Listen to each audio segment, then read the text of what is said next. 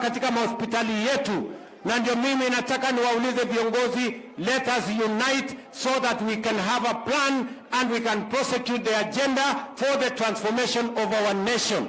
Matters 2027 will come and the people of Kenya will decide.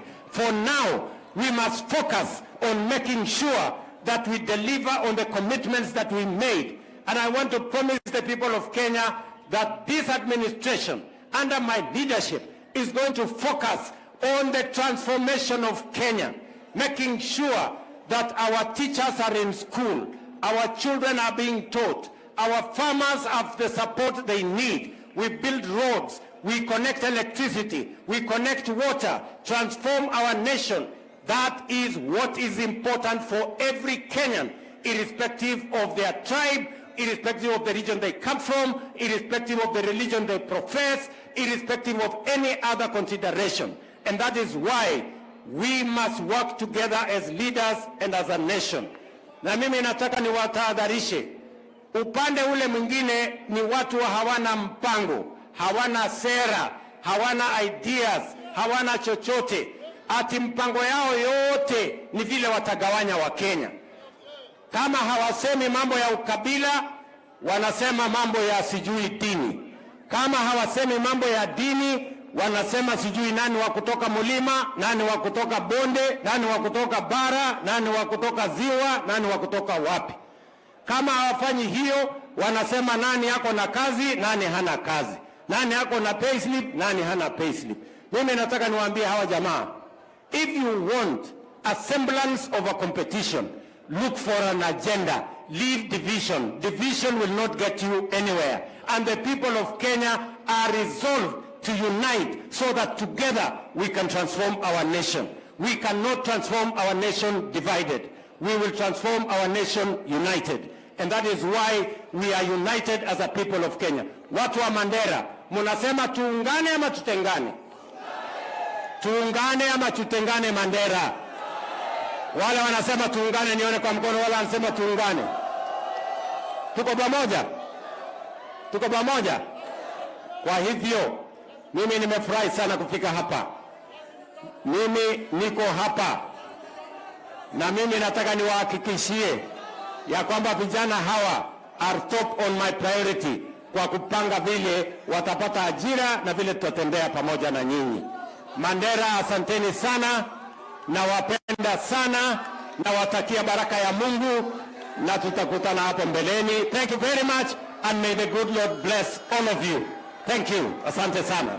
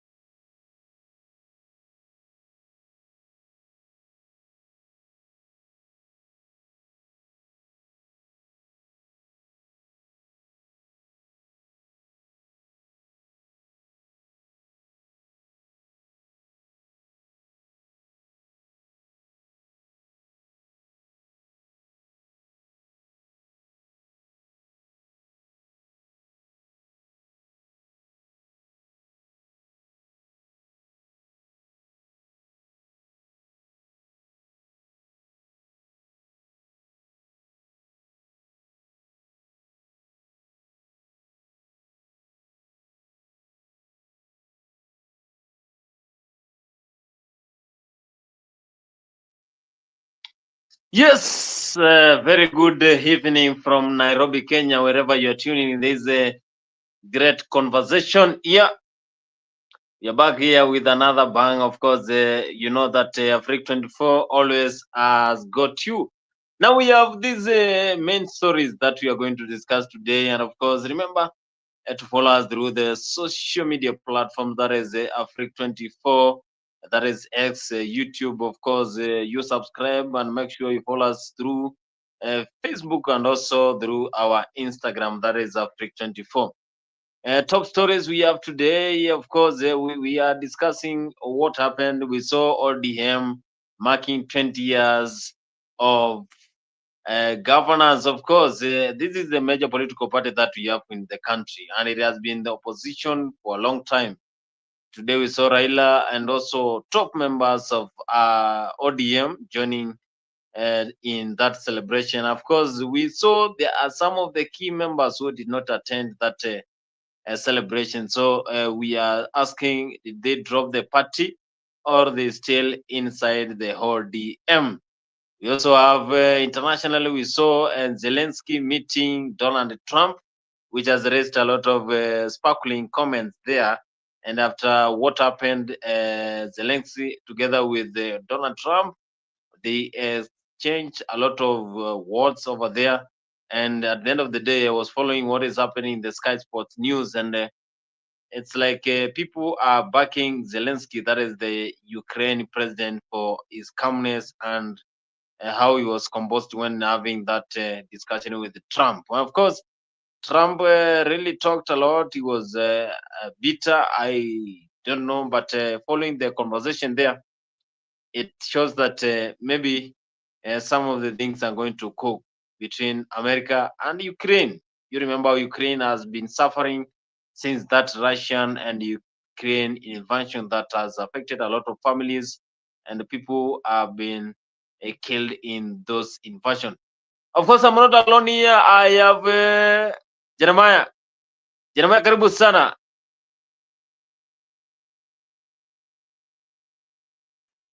Asante sana Bon. Asante.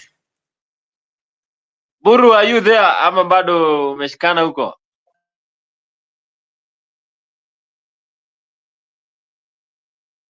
Buru atarudi tu, atarudi. Now, Jeremiah, we have seen, of course, through the social media, the conversation that was there. Of course, we just need to start with this, whereby Donald Trump, together with Zelensky, they had that heated debate over there. Not a debate, but that conversation where he was invited at the White House in the United States. But now, it's like they did not come into a consensus. Donald Trump talked a lot, but Zelensky was just chilled. What do you have to say about that? Does it mean that Ukraine and Russia will still have those fights?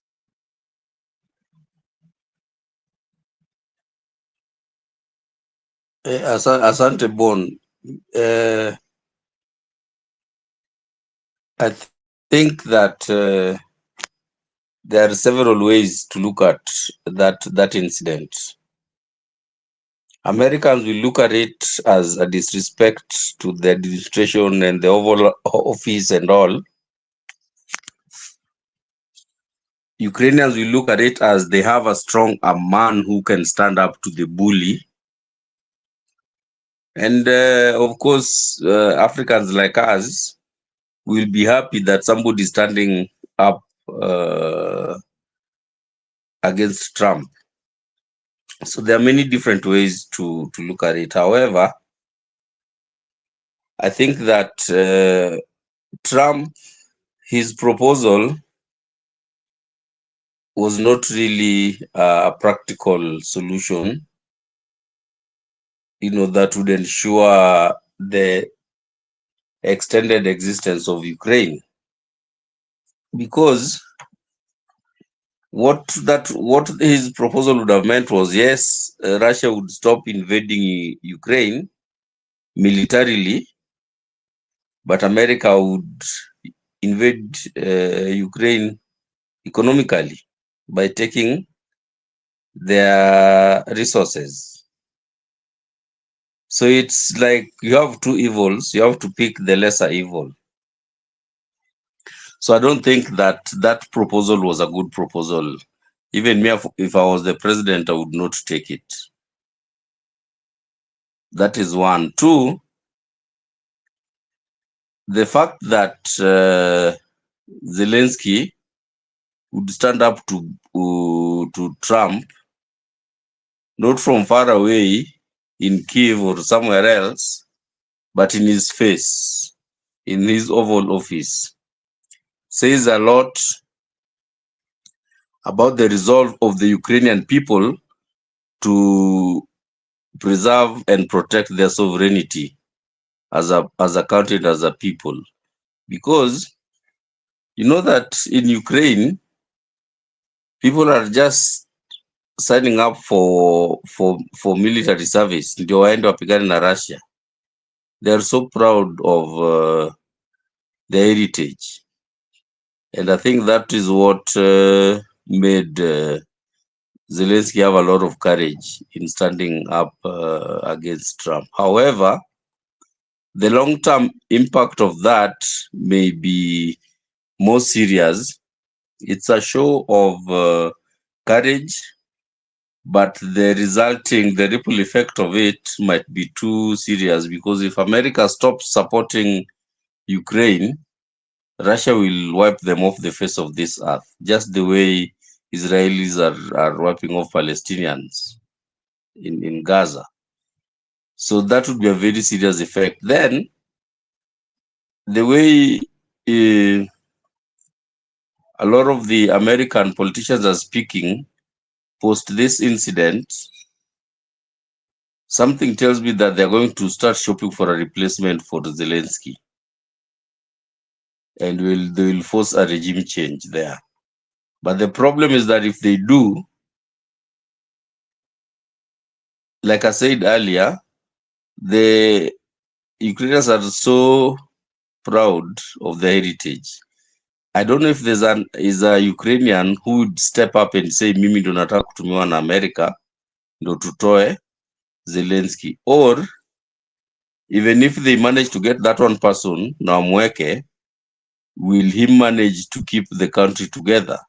Because most probably, I think that the kawaida Ukrainians are behind their president. I've seen them speaking to some.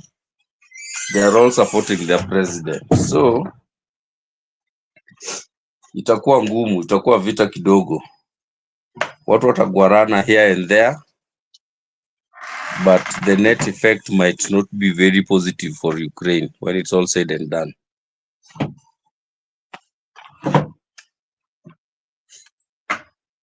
Yes, there might be some effect in Ukraine, because, but you know, we have been having this Buru.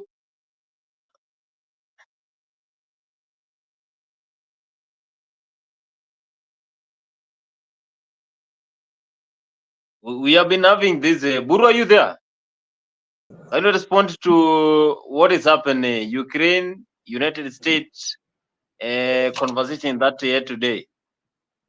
No, I haven't followed that story, so I don't want to discuss what I don't know.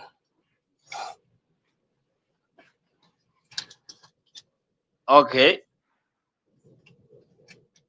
Now we have of course I wanted just to ask Jeremiah this.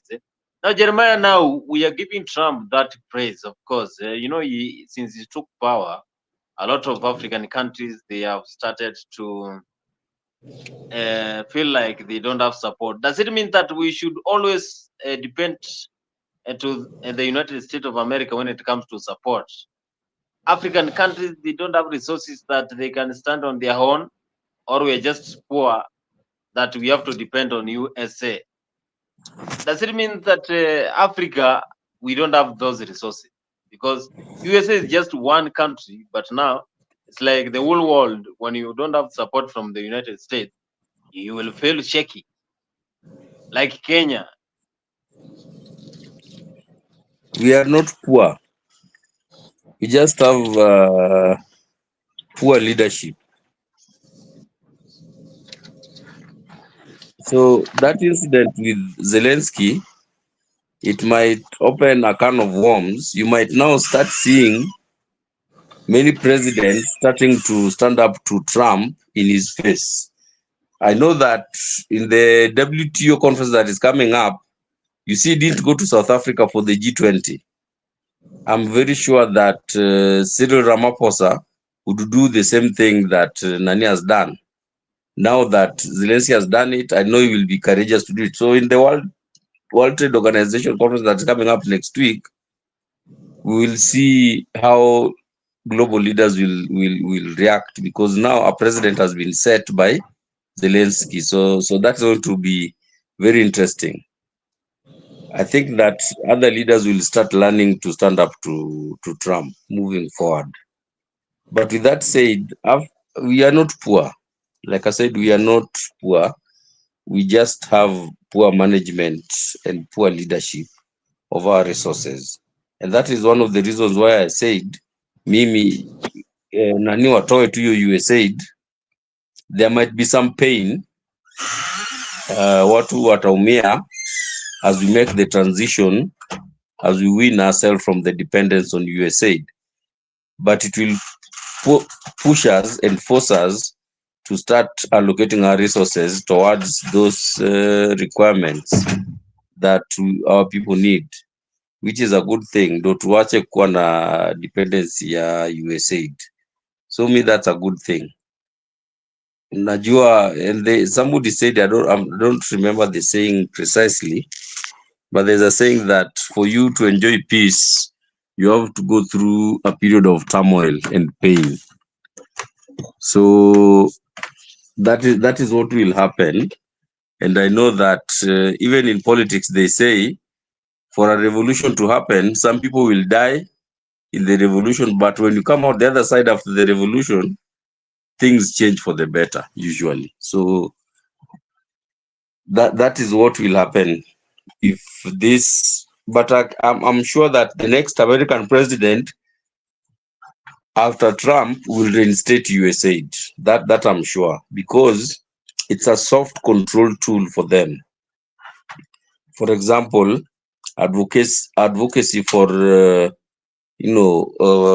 LGBTQ and all. USAID has done it very quietly.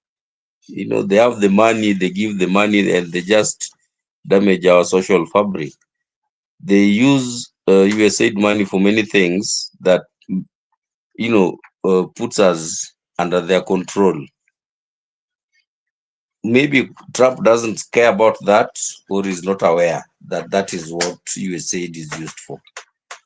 So I'm thinking that the next American president who will come atarudisha USAID, but that would be unfortunate in my view. Wasirudishe, watu wakae tu hivi. So hiyo pesa yetu MPs wanatumia. I saw somebody proposed the other day that to slash salary ya MPs kabisa na to raise pesa ya daktari. I agree with that totally. Hakuna haja tulipe politicians 4,000 times better than a doctor who has gone to medical school for 6 years and saves lives. It doesn't make sense. We have to wake up. Mbura, habari yako my friend? Salama sana Jeremiah. Yes, mi niko poa. Nikuwa tu nasikiza hii mambo ya ukiongea mambo ya Amerika na msaada ambao wamekuwa wakipatia nchi za Afrika na ya kwamba Trump Mburu, before uongea about msaada, you just take time and catch yourself up with what happened at White House, maybe in the last 2 hours. What happened at the Oval House between Zelensky of Ukraine and Donald Trump?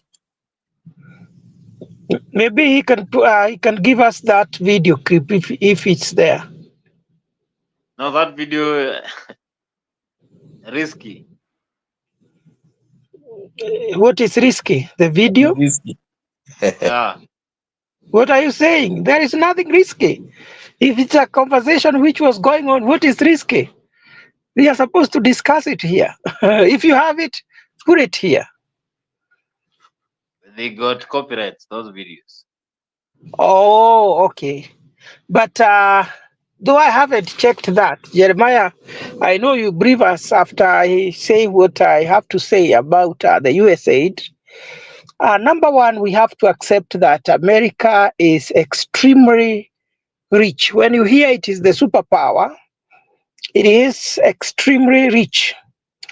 And one of the reasons why America is very rich is because of you hear they are called the United States of America. It's like several countries that came together to form one. Number two, it is because of slavery. Those main highways that you see connecting from state to state, they were built by slaves from Africa. Those railway lines, they were built by slaves from Africa many, many years ago. Remember, over 300 years ago, America already had a formal government. We are just 50 years old as a country under independence with a formal government. You can see the difference is huge. However, though we have undergone through exploitation as the continent of Africa, those Western countries enrich themselves to our disadvantage. They took advantage of Africa. We cannot keep on lamenting on what happened to us. It is the high time that we focus and accept that we have not been governing Africa the way we are supposed to govern ourselves. Corruption has become the order of the day, that each and every government which rises to power, they always think on how to enrich individuals more than the country. The vision is very short. Right now, the president that we have thinks of himself and his wealth and how he can sustain power and how he can remain in power as the president more than how he can leave a legacy of development and growth of Kenya. That is why he can even risk having meetings with rebels so long as he is able to get money out of the deals that he has been trying to make. We have one of the most lecherous, I can say lecherous presidents we have ever had. Someone who is overstepping, someone who is even interfering with other nations. He is performing poorly internationally. And to a larger extent, I also blame that to the failure of the former prime minister. You can imagine labels from Southern Sudan holding a meeting in Nairobi, labels from M23 holding a meeting in Nairobi. What does that tell you? With the blessings of the president, it is the lecherousness of the highest order. So, as the continent of Africa, this thing will be painful because America has been giving money for medicine, has been supplying Africa with medicines, especially for these chronic diseases like AIDS. And by the withdrawal, it tells us that we're going to have shortage. And therefore, many people are likely to lose their lives if our government will not act with speed to ensure that we'll be getting those drugs. And I don't think that our governments care so much about people. They care about themselves, they care about power, they care about the deals and coalitions that they will make and how they can sustain power. But the things that matter most, they don't think about them. But I'm hoping even that withdrawal is a good thing. We cannot keep on relying on aid from America, from the United Kingdom, from France. We will remain their slaves forever.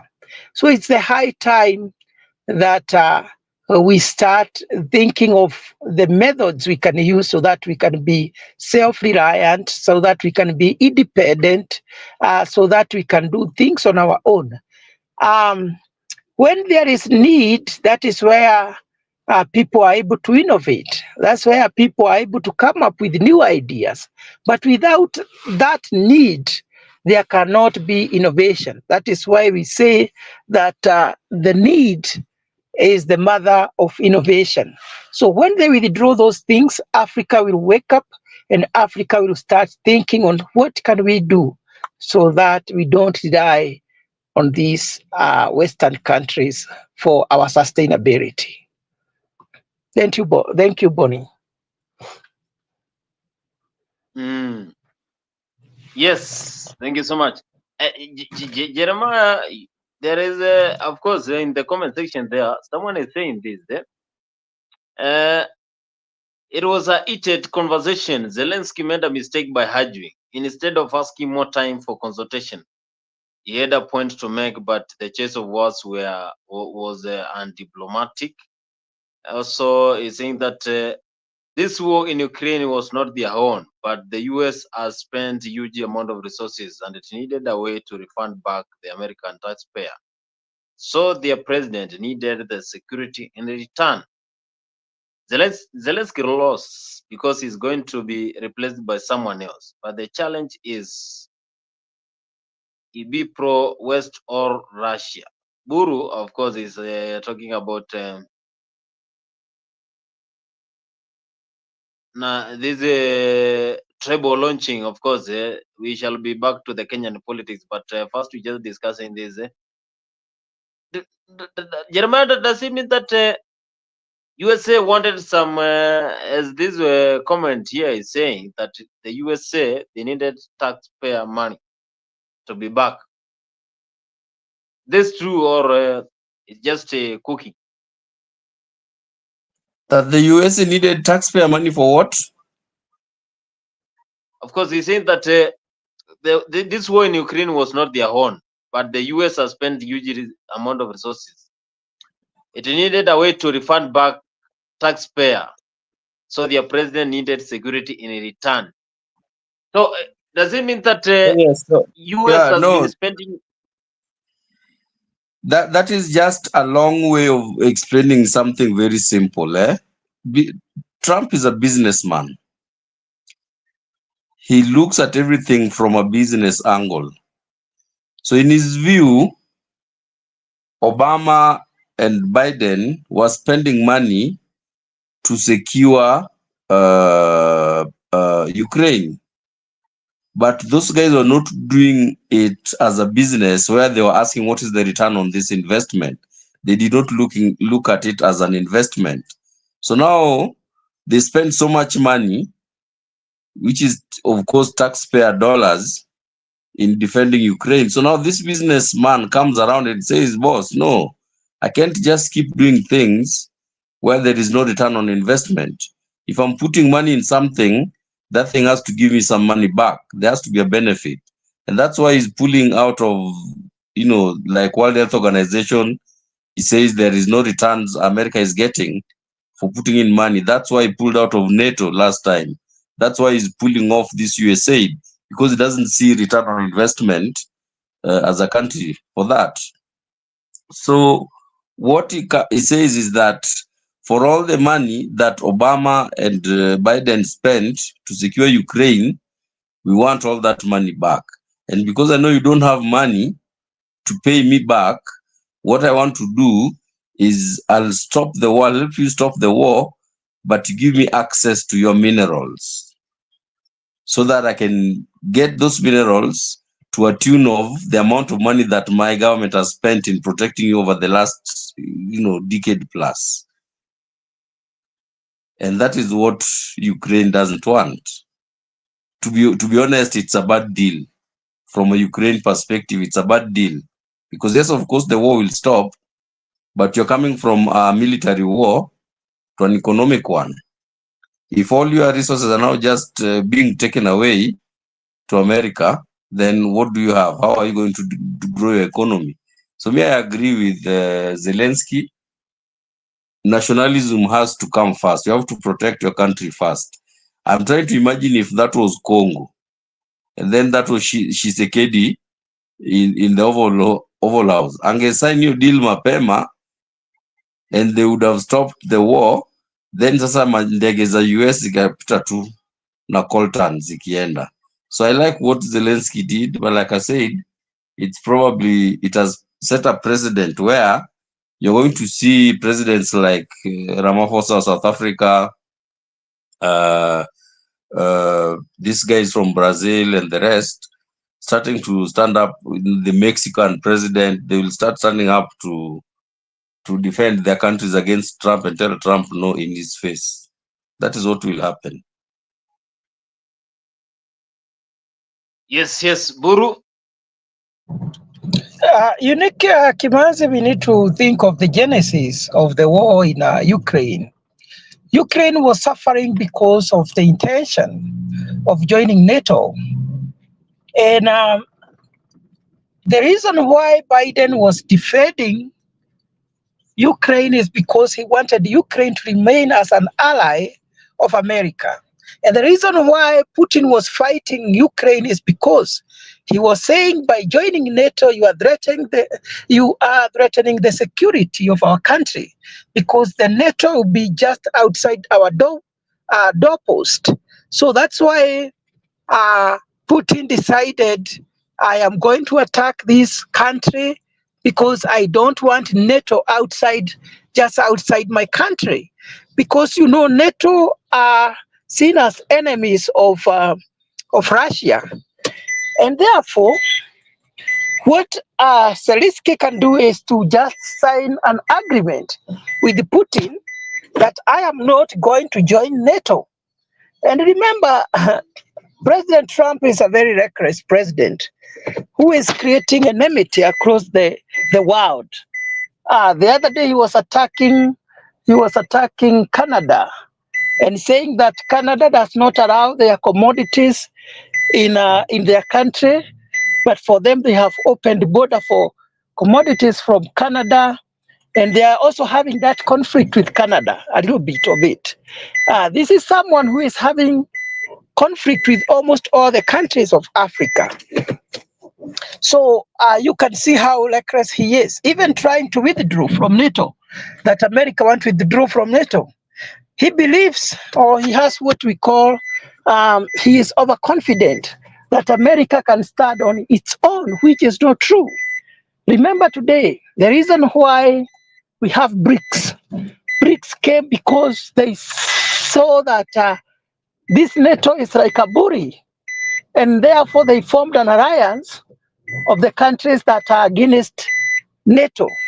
So by Trump withdrawing, it shows that he thinks America can do without other countries, and he is likely to put America into a very serious risk when it comes to security-wise, because America has so many enemies.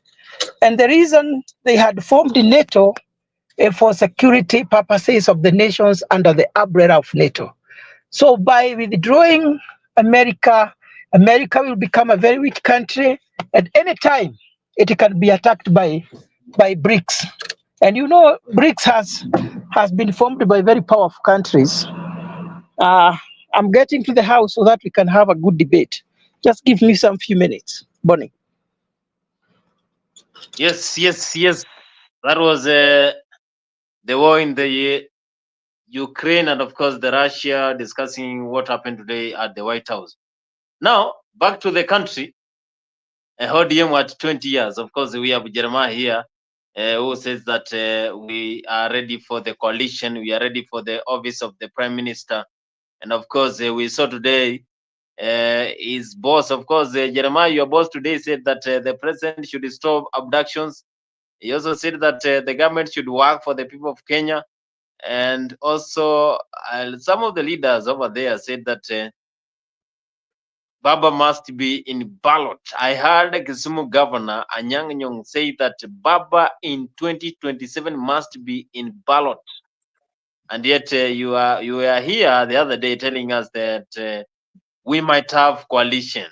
Now Anyang' Nyong'o said 2027 Baba atakuwa ndani.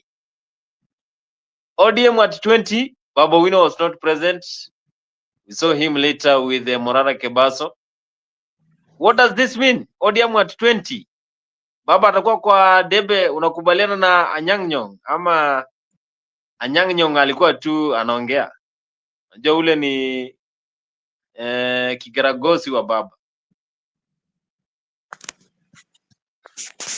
You know,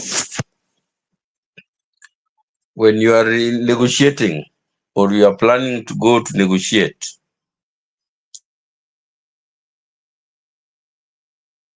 you have to start negotiating from a strong point. We are negotiating for a government of a coalition government. Ruto, you see what Nyong'o is saying is just letting Ruto know that, we are coming to negotiate and this is what we want. If you don't give us this, we are going to be on the ballot. So he's just creating a higher vantage point for the negotiations. But Baba is not going to be on the ballot. That is one. Two, Babu Owino is he's a young politician just trying to learn his ropes of how the game of politics is played.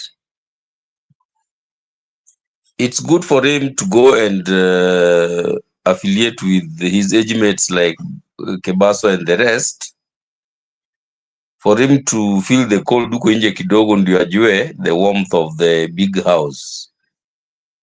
So yeah, he can do all that, but you will find that one day they will run, and then above him, anasikia the party has joined ODM. Then atajiuliza, then why did I leave ODM? We have seen that happen before. But it's good for him to learn his lesson so that next time he doesn't make such mistakes. I'm not very aware of the circumstances surrounding why he didn't appear, but I feel that maybe there is something he's trying to think of, or maybe he's also just building up his base so that he has a sort of bargaining power when the time comes. We'll see how that plays itself. But one thing I can assure you, that if he decides that he's going wherever he's going fully, and he goes without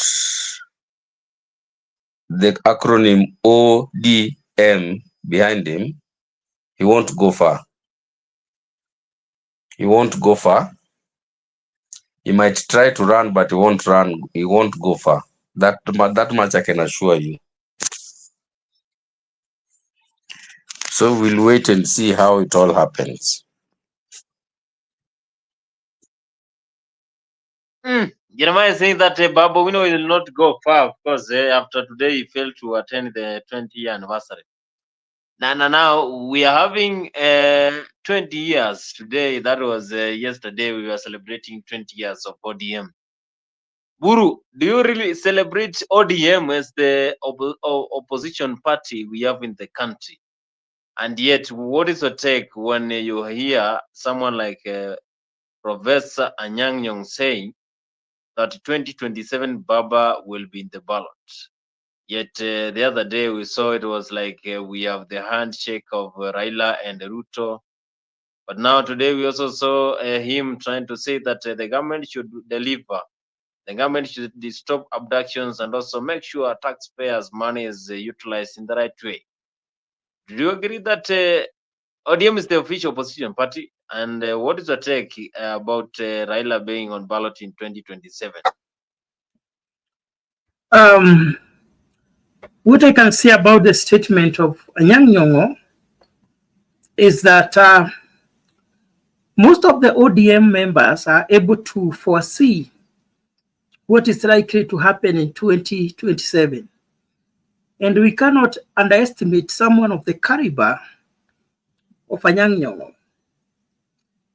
He is someone who has worked with Raila Odinga for over 50 years now. He understands him. And as I have been saying, this is a Baba moment. If Raila Odinga wants to become the president, the opportunity has presented itself in 2027 because William Ruto is looking upon him to make him popular, because right now William Ruto is a very unpopular president. He doesn't have enough votes to make him president again in 2027. So he is desperate and extremely desperate, and he wants to use Baba for him to be able to sustain power. And Baba is not a fool. He realized this is my moment, because if he faces William Ruto in 2027, I don't think there is any other person who can challenge him. Any other formation might be very weak. And that's why I said there is a possibility that Central Kenya might not be fielding someone as the president. They might support someone from outside. Remember, we have been called tribal for many, many years, because out of the 5 presidents, we have produced 3. And therefore, the other communities have been feeling like we are selfish. And for us to take out that tag of tribalism, I think it's only fair that we support another person, just like we supported William Ruto. And as I said, in politics, there are no permanent enemies. In 2022, the reason why Central Kenya was not in a position to support Raila Odinga fully is because of the approach. But right now, if Raila Odinga, and this is what Anyang' Nyong'o is able to see, if Raila Odinga can work with the likes of Kalonzo Musyoka, who has been so determined to make sure he becomes the president, and work with people like Gachagua, who is determined to make sure that William Ruto will be a one-term president, work with Martha Karua, work with Uhuru Kenyatta, Wajigi, and the business community in Central Kenya and other places. You know, remember Baba had only a shortage of around 200,000 votes to beat William Ruto. This is the moment. When I say it is the Baba moment, I have thought about it critically. Right now, Central Kenya is contemplating of supporting Kalonzo Musyoka. But if Raila Odinga presents himself as someone who is willing to have a coalition with Mount Kenya and work with Kalonzo in that coalition, and the other people who have joined the Wamunyoro Brigade, I can tell you for sure, Baba will be the next president, the 6th president of Kenya. He might decide to take that opportunity, or he might decide, I am now old, let me just support Ruto. I am tired of this fiery or very active politics. Let me just get a soft position in this government, and I'm comfortable with it. But the best he can do for now is to join the opposition and become the president of Kenya. Remember when Baba was young, people were fearing him because he had a lot of energy, and the Central Kenya people were feeling like this guy, the way he is, he might work against us. But right now, kama vile Uhuru alisema, Baba has become of age. Politically, he has seen it all. He has matured politically, and anybody in this country can now accept him, because so many things have changed, and things don't remain constant. Uhuru Kenyatta told us Raila Odinga is not a good man, just like Kenyatta told us that Jaramogi Oginga Odinga was not a good man. But finally, even Uhuru Kenyatta changed the mind and said as compare if, and I wish we knew that as compared to William Ruto, Raila Odinga was the best choice. So there are so many, if he comes again and tells the people, I had told you this William Ruto was not good for you, people will believe him. So if only Baba can be supported by Uhuru Kenyatta, Gachagua, and Kalonzo, that's a done deal. So he should think of negotiating with them, because we say politics is all about the numbers, and Bamba just needs just few votes from what he got last time to become the president of Kenya. So I support Anyang' Nyong'o. Let Raila Amolo Odinga be in the ballot box, and maybe for the first time, some of us will vote for him, because we are disappointed by the man we thought he can be trusted. The man we thought he was going to change the economy of this country because of the promises he made. But he has really disappointed most of us. And we are regretting why we voted for him. Thank you, Bonnie. Thank you, Buru. We are regretting. I quote Buru's phrase over there. Jeremiah, do you agree with the words that Buru said? I don't agree. He knows that. Unaona hata anacheka.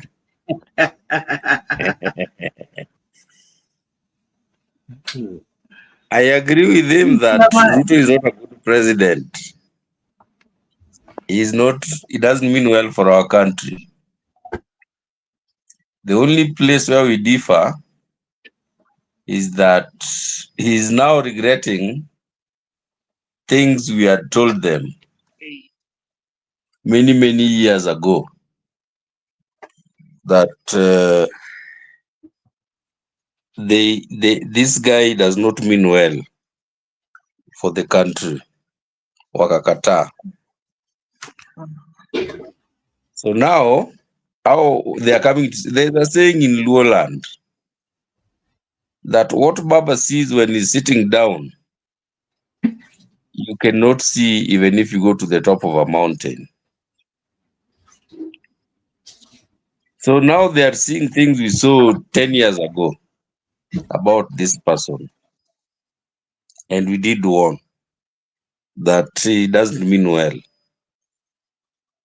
The place where we differ with the Mburu is that we are distancing ourselves from the efforts to dethrone this guy, because we are very clear in our conscience that we did not put him there. And even their own son from the Murema told them that this guy does not mean well, but they voted him to spite us, to spite those who are supporting Baba, because he says that they had been told. And what he didn't tell you is that they were misled. He's using the term they were told by Kenyatta that Jaramogi was bad. They were told by Kenyatta too that Raila is bad. The term that you should be using is that they were misled by those two individuals that Jaramogi and Raila were bad. So now that the rubber has met the road, and we know that our son, who has really tried who has devoted his life to this country, all of his adult life, he's been fighting for this country, for the people of this country, has already gone over the hill. He's going downhill on the backside. He's going in his sunset years. We are not going to sacrifice him again to try and correct a mistake that he had warned that we should have been leaving. That is the mindset. It might sound arrogant sometimes. It might sound like, like somebody said here before, that Raila ametubebea akili zetu 90% of the time. And we laugh at that because that is not the truth. The truth is that we are contented that our son has done has given his life, he's tried his best. And now that he's in his sunset years, and now the rest of the country are realizing Kumbe he meant well, we're not going to put him in harm's way. Let him go and rest. And we are going to support him to go and rest all the best we can. That is the position of, a lot of Raila's voting bloc. That is the mindset. Not that we hate anyone, not that we are happy when Kenya is burning. No. Sisi hatuna title deed ya Kenya. Si ati sisi ndo tutakunja Kenya tuende nayo kama kimeumana. Let somebody else take the bull by the horn, and let's see how far they can get with it. We just feel that we put ourselves in harm's way for a long time. And for somebody to come back and say, hey, just do it one more time. And the trick is the same. Ini wakati yako. Silver bullet. Last bullet. No, it's not happening. So, but I agree, the only agreed convergence point between me and Guru is that we have a very poor administration. We have a very bad president. We have a very weak, government, both from the legislature to the executive to the judiciary. The person we have in the house as the Chief Justice, I don't even know if she knows what she's supposed to be doing. Yeah, the people we have in the executive, people who control decisions within the executive, some of them are not even government public officials. They are not even elected. There are people like nani huyo anapiga watu makofi anaitwa nani, this PA wa Ruto. See, there are people who no one voted for, no one elected them, but they're the ones controlling the government. So I agree with Mburu to that extent. But the procedure of replacing this, ndio hatukubaliani. And the person who is to do it, hapo ndio hatukubaliani. Kenyan politics, and someone in the comment section here, I was saying that some people have mistaken why ODM is long-serving party in Kenya, not knowing why so. The reason because Raila has never won. That is someone in the comment section, and also saying that the central region is known to support for a reason, and the great reason is to put someone weak who can stay there temporarily as they figure out how to get back to the power through back door. That is someone, I think Boro will answer that, because he is saying that central region always give the weak candidate so that they can use the back door. During the Moi regime and the Ruto administration, we have seen how the central region is in terms of colors. Gachagua tried to remove Ruto. I think this is someone is saying that I think to keep central region calm for thinking this country belongs to them and not the rest of us is to move the capital to Isiolo, the central part of country. Nigeria has solved its. That is someone in the comment section there. Now, Buru, someone is saying that in central region they always give the poorest candidate so that they can use the back door to get into the government. Let me say this. It's always good to put things very clear that I don't speak on behalf of Central Region because I'm not a spokesperson of Central Region. Gachagua is. However, that is a short-sighted kind of analysis. The only mistake Central Region has done is just to go out and vote. And you cannot profile or reprimand people for exercising their democratic rights. Therefore, anybody who feels bad about Central Kenya, I am sorry, because Central Kenya has never tried to to sponsor any coup d'etat against any government. Even when people were trying to remove Moi, Central Kenya region was not involved in 1892 coup. So you can see that we are very democratic people who believe in the rule of law. And therefore, Central Kenya does not feel that Kenya belongs to them. Kenya belongs to all of us. And I said another time here, that all the time that we have had a president from Central Kenya, that president becomes the president by being supported by almost all the tribes of Kenya. Not Jaramogi, but Raila Odinga is the one who declared Kibaki Tosha because of the Rainbow Coalition that they had. So if you say we made a mistake by Kibaki being the president, then it was a mistake of those who supported him from other tribes. The one Uhuru Kenyatta was supported by those who formed the government with him, the rights of Ruto and the rest. So it's unfair to criticize Central Kenya because of just exercising their democratic rights. Apart from that, I have seen somebody talk about the Gen Z's movement, that it was sponsored by Gachagua. That's very reckless and very unfair because it cannot be substantiated.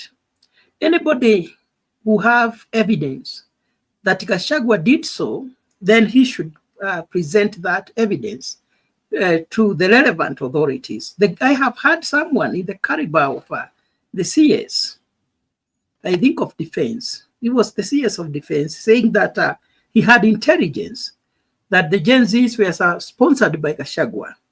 Why didn't they arrest him? Was he so powerful? Was he above the law?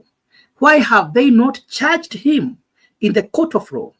So those sentiments and those statements are coming from people who are desperate. They have realized that the guy they despised has become a force to watch, has become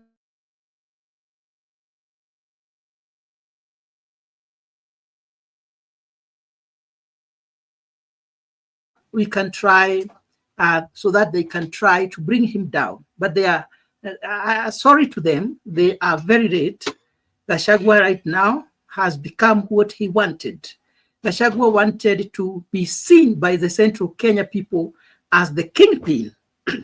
And even when he was talking about Central Kenya, he was not doing it because he hated other tribes.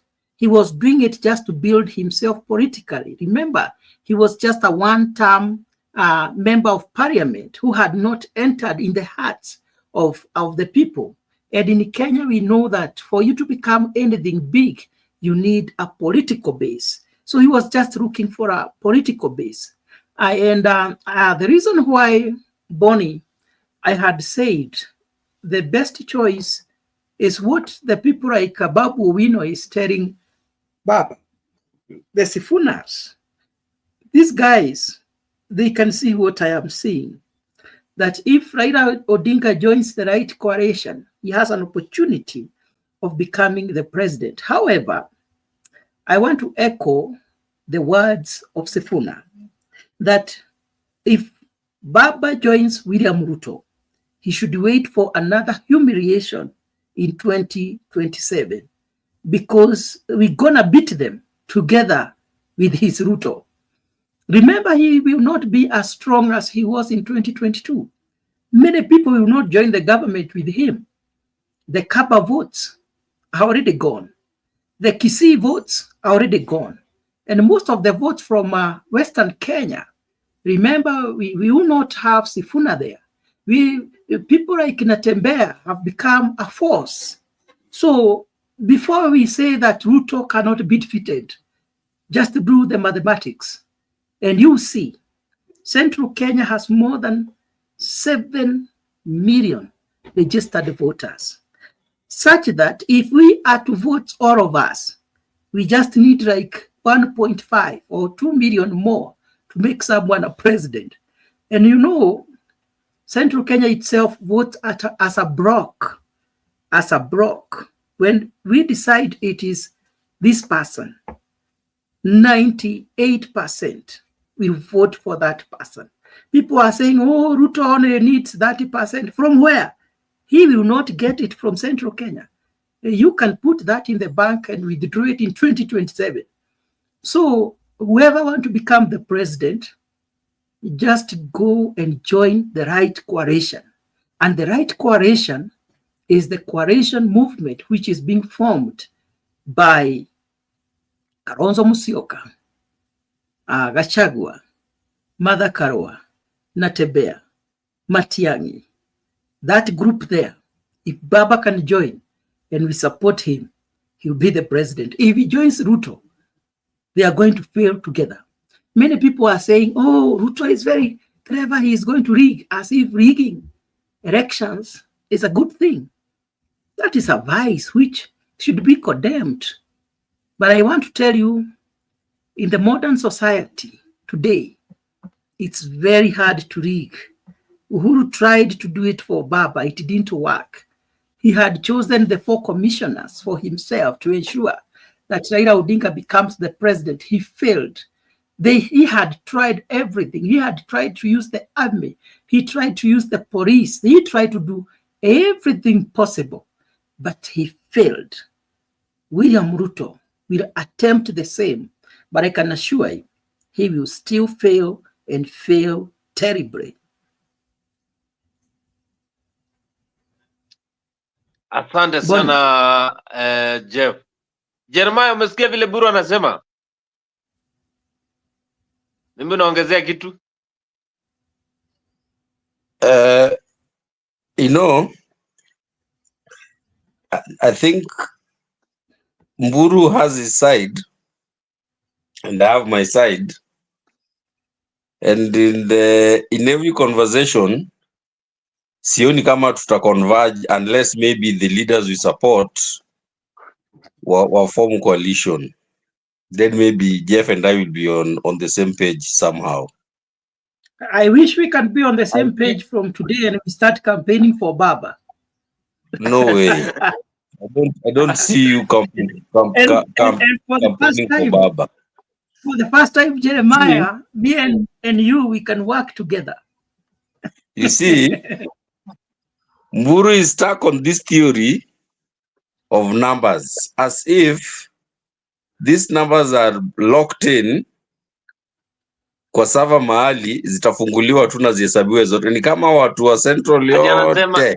Ati anasema watu wako wanapiganga block ati. And I've told him what will happen. I've told him the types of coalitions that will come, that will eat into those numbers. Aingi ni kama hiyo hesabu aingi. Mburu, ningejua mwalimu wako wa primary mathematics, ningemtafuta nikurudishe uanze class. Umpatie heko, umpatie shukrani. Jeremiah, can I remind you something? Can I remind you something before you proceed? Tulikuwa hapa na kina Boni na kina Jakes na kina Mzalendo kabla ya uchaguzi. Nikawaambia nimefanya hesabu yangu na nimeangalia hesabu yangu vizuri na sioni Raila Odinga akienda kuwini uchaguzi. Hata walikuwa wananifungia show. Tulikuwa pale kwa Mutebei TV. Nikiwaambia ukweli wanaume mpaka wananipiga block. Sasa ukiweza rudia yale maneno nilikuwa naongea yote yalikuja. Sasa sasa hii nikiwaambia ya kwamba nikiangalia tu kwa hesabu yangu kidogo natafuta mahali William Ruto, in fact he might even decide to resign and support somebody else in 2027. Maana jamaa amepoteza ground yote mpaka by the mpaka kari. Unajua mpaka sahi mpaka kari jihad hawako pamoja na wengi wao. Mburu. Today there are some things that were shared on the WhatsApp group and I tagged you on them intentionally because I knew that we would meet here tonight. when you see Dan Manzo speaking, when you see Dan Manzo speaking, when you see Mutula Kilonzo speaking, when you see Dan Mboni speaking, those are serious heavyweights in Kamba politics. And they are the people who are holding Wiper. When you see what they are saying, and you still believe that Kalonzo atakimbia Nagashagwa, I'm even wondering how you are reading into that. The statements that I tagged into those statements, you saw them. Mutula Kilonzo said, if Ruto can agree to support our Kalonzo in 2032, we will work with him in this broad-based government. Remember that a politician can give you a promise today. If he doesn't keep it tomorrow, after he's gotten what he wants, there's nothing you can do. Very easily, Ruto can give Kalonzo that promise that wewe mi 3032 niko na wewe kuja. Two, Dan Manzo says, if Kalonzo has waited and supported Raila 3 times, up to now, what is wrong with him waiting one more cycle, a support Ruto, ndiyo apewe 2032? When you see those, you see, there's something called fillers. There is something called fillers, F-E-E-L-E-R-S. When you see people starting to throw fillers, wanajaribu kusikia how deep is the water. That tells you the subject matter is considering something or thinking about something or discussing something. Hao watu watatu hawezi ongea hivyo out of the blue. Unless maybe the discussions break down, I can tell you that there is something already happening in some sort of an agreement that would bring Ruto and Kalonzo together somehow. It's probably not open now, but when you start seeing Wiper henchmen throwing those fillers, that tells you iko kitu. Wanajaribu kusikia what's happening. So when you see that, na bado unaniambia unaipiga hesabu yako ya Murima yote na unaongezea Eastern, I'm still not sure which Eastern you're talking about. And I gave you a very good idea here, which I'm very sure is the way these things will work. Ruto does not have to get 100% of Murima votes. If he gets 30% is good. And he will get that, regardless of whether Gachagua amesimama ama hajasimama. Ruto will get a good chunk of Murima votes. All he needs to do is find a way to disintegrate the remaining 70%. He disintegrates the 70, yachukue 30. He leaves Gachagua to scramble for whatever the chunk litabaki kwa hiyo 70%. Akimbie nayo. Because let me tell you one thing, Guru. The way you say Murima is not forgiving, even Kenyans outside of out of Murima are not forgiving. Gachagua did use some very hurtful words against the rest of the country. He did use some very spiteful, very abusive, very discriminatory. What did he say? The rest of the country. That's a general statement. No, yeah, because the specifics are there. If you need the specifics, what are those abusive words he used against other tribes? If you need me to remind you the things he was saying when he was talking about the shareholding of the government, I will do Remind that us. on another time. No, I'm not going to do it now. I'm not going to do it now. I won't. I like dealing with facts. I won't. No, I You won't just do that. But wait. But wait. Yes. Kenyans are also not equally forgiving. Usifikirie ni Murima peke yake that is not forgiving. You see, the rest I have of Kenyans asked are not you, you have forgiving. said Gachagua said very hurtful things. What is so hard to say? Can you say those hurtful things that he said? No, I said I'm not going to repeat them today. Just say If them. you need, It's because he said I'll look for the videos. I'll look for the videos I'll share with you, but I'm not going to talk about them. They are part of my point. We're just talking of the things that you heard other politicians say, but you don't know them. No. I'm telling you the things I heard him say and I saw him say. Just let me finish my point. So you have forgotten. No, I'm not forgotten.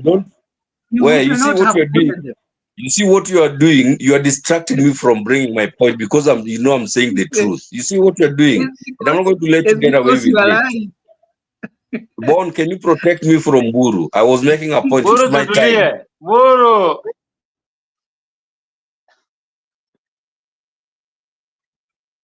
Kenyans are not forgiving. There are things that Gachagua said that it's not going to be very easy for the rest of Kenyans to forgive him. He can have a field day in Central, the Murima, all he wants. But when the time comes, I don't see whether it's Gachagua himself running or he's picked somebody else running and is just pushing that person. I don't see Gachagua really breaking ground outside of Murima when the time comes. We are a very highly balkanized country when it comes to politics. And trust me, the salvos that are going to be used against Gachagua or whoever you will appoint to run with is going to be those hurtful things that he said 2 years ago, a year ago. Hizo ndo zitaletwa to evoke emotions and tell people, huyu ndo mtu mnataka kuja kuambia pati anawaletea nani na hii mindset. What do you think? Trust me, haita work for him. It won't be easy for him. So yes, he can keep a chunk of the Murima votes. But when it's all said and done, your theoretical mathematics is good on paper, but it's not practical in practice. I can tell you that for a fact, Mburu.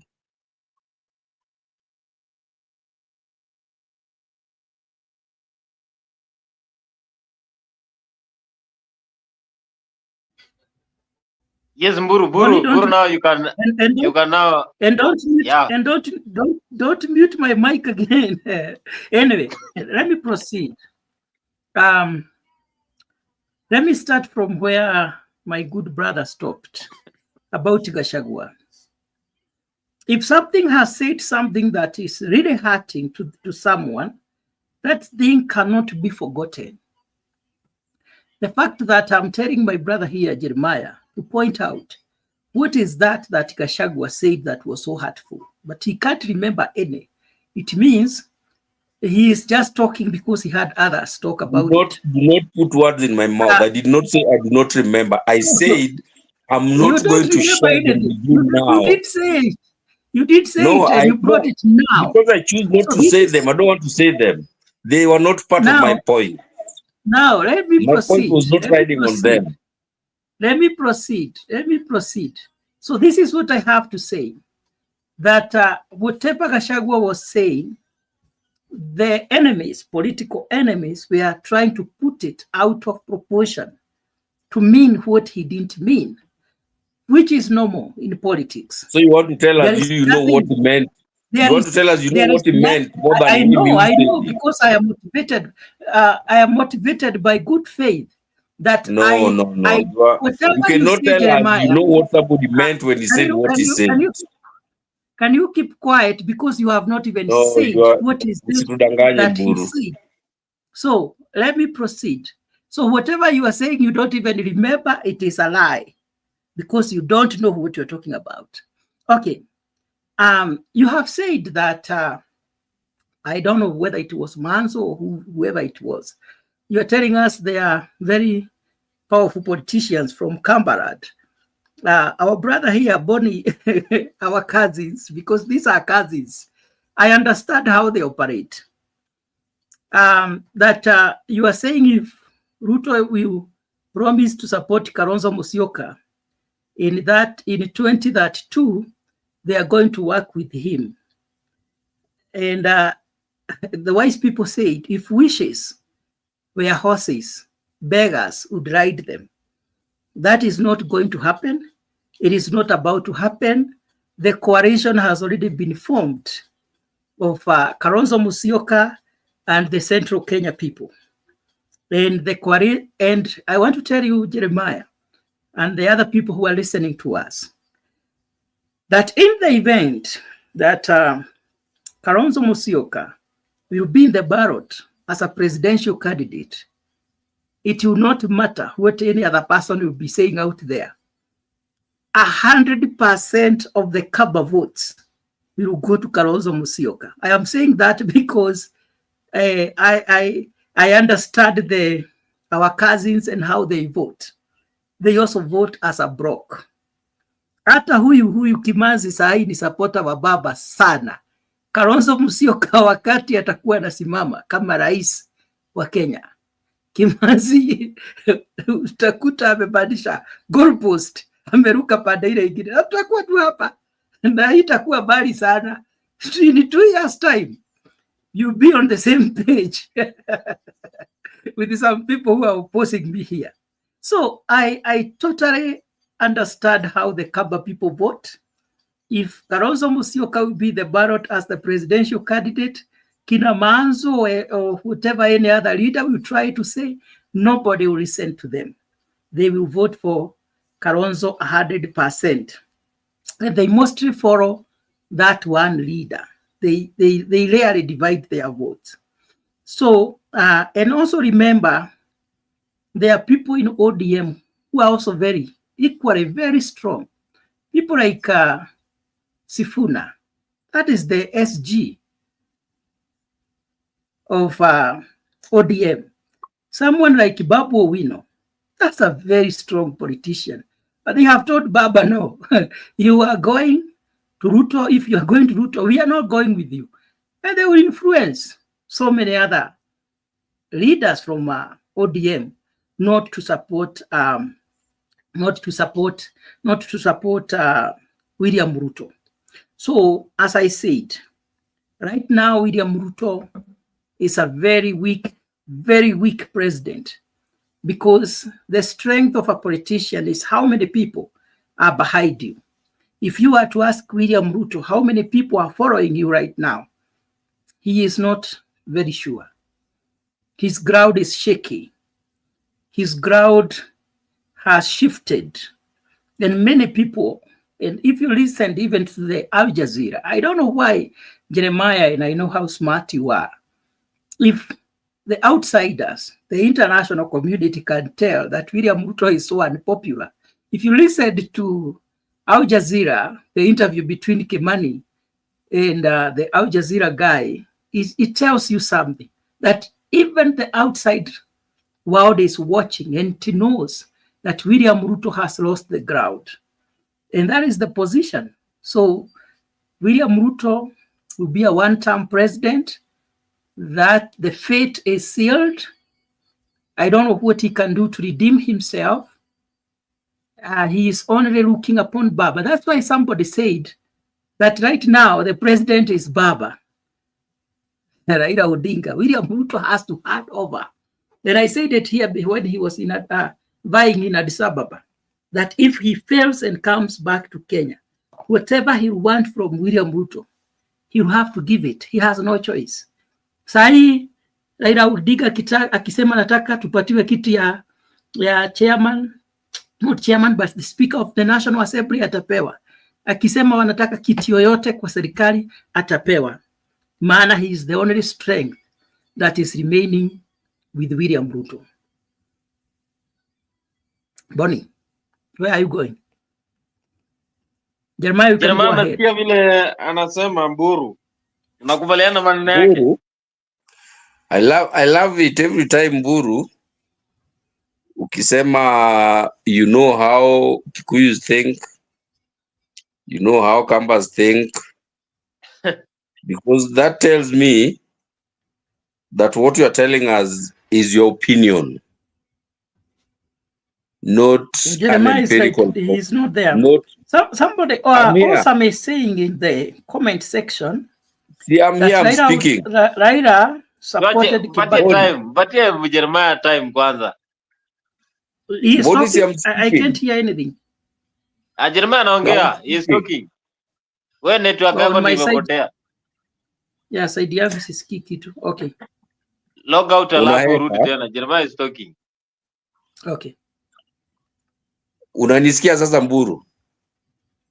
Unamsikia? Anaongea. I am trying to address you Mburu. Kama unisikii siongei. I want you to, nataka unisikie. Wacha atoke arudi. Because I want to address it. Wacha rudi tukisoma comment section hapo. Raila supported Kibaki but in return the Central supported Uhuru instead. Mburu, don't forget how Uhuru got power after President Kibaki making it a 20 years straight leadership. The Kalenjin voted 100%, but after 2 years, this region wants to remove the president. That is someone in the comment section. Of course, if you are following us here for the first time, remember to subscribe to Afrique24 and share this live so that other Kenyans can still join. There's a beautiful conversation here as we discuss matters concerning our country, Kenya. And also, we are trying to analyze on what is going to happen before 2027. We are having a few years to the general elections, and Kenyans are still looking forward to getting a new president. As they say, they don't have a trust with the current regime. So maybe we might get another president in 2027. Several parties are still merging as they look forward to getting that presidential seat in 2027. Who is going to be the next president? Is it Raila? Is it Karua, Kalonzo Musyoka, William Ruto again? We having even one Jakoya will be in the ballot, having a lot of political parties being mentioned in 2027. Now, as Buru comes in,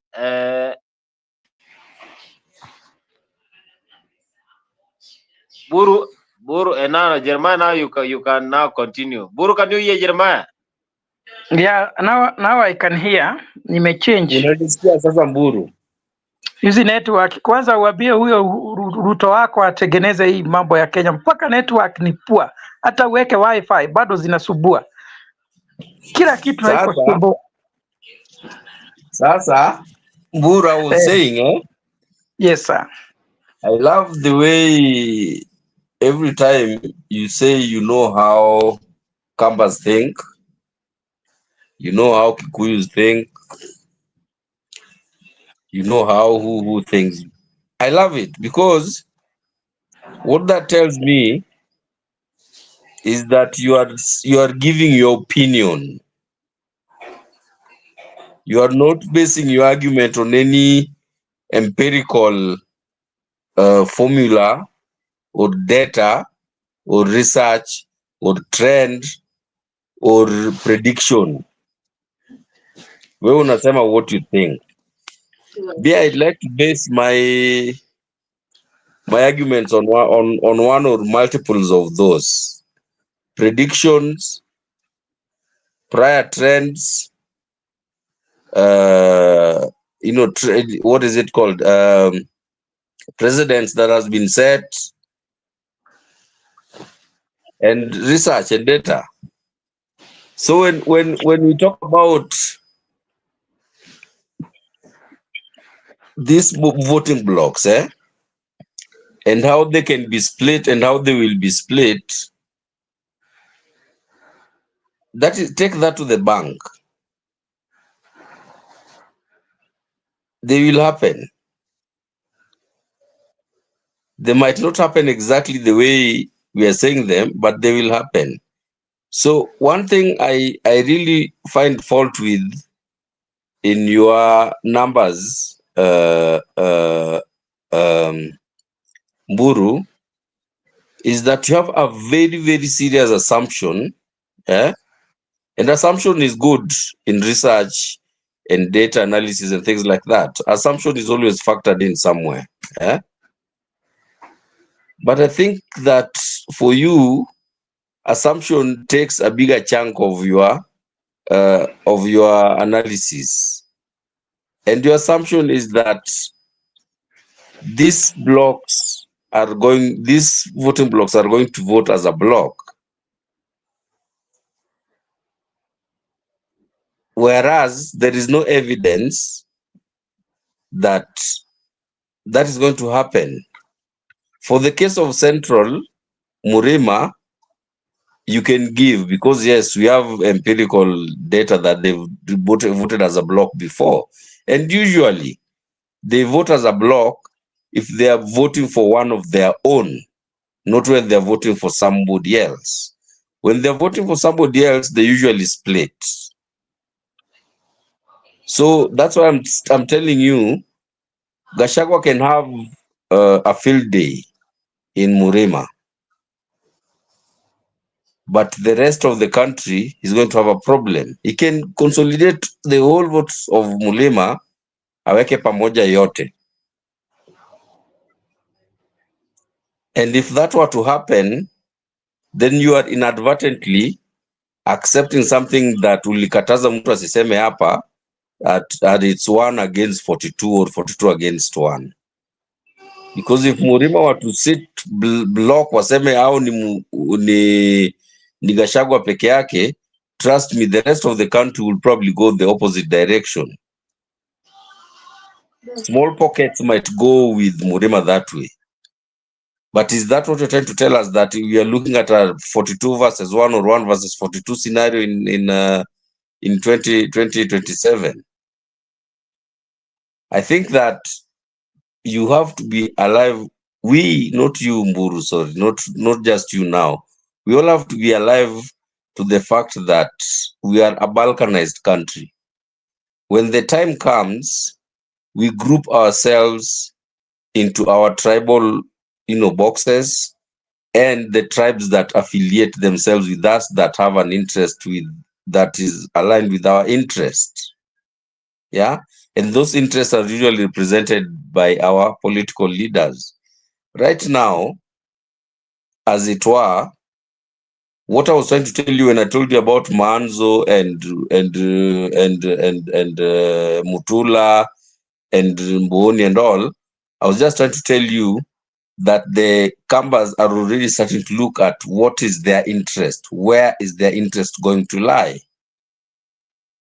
Is there any way that Gachagua can guarantee the Kambas their interest in government?